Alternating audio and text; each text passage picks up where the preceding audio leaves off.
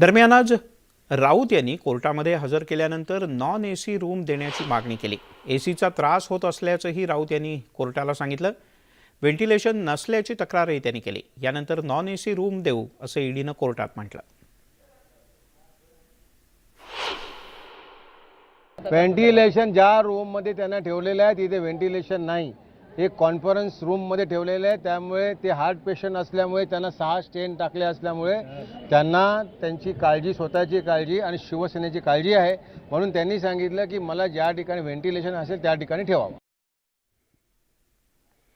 तिकडे संजय राऊत यांच्या संदर्भात सुनावणी सुरू असताना अचानक स्वप्ना पाटकर यांनी पीएमएलए कोर्टामध्ये मध्यस्थी याचिका दाखल केली।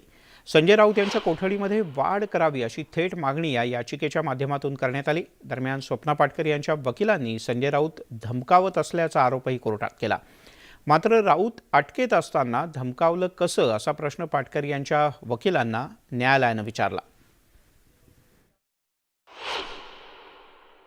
आम्ही त्या पत्राचा मॅटरमध्ये प्रमुख साक्षीदार आहोत आणि स्वप्ना पाटकरांना धमकवलं गेलेलं आहे। त्यांची ऑडिओ क्लिप पण जी बाहेर आलेली आहे त्या संदर्भामध्ये त्यांनी गुन्हा दाखल केलेला आहे वाकोला पोलीस स्टेशनमध्ये।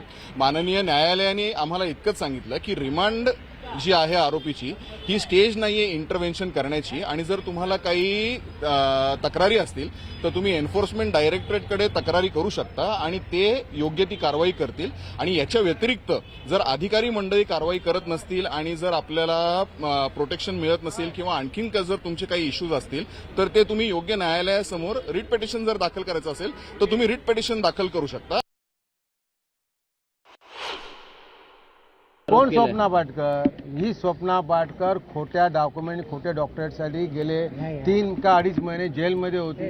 ही स्वप्ना पाटकर एका आरोपीवर किती विश्वास ठेवायचा हे सरकारने आणि ईडीने ठरवावं।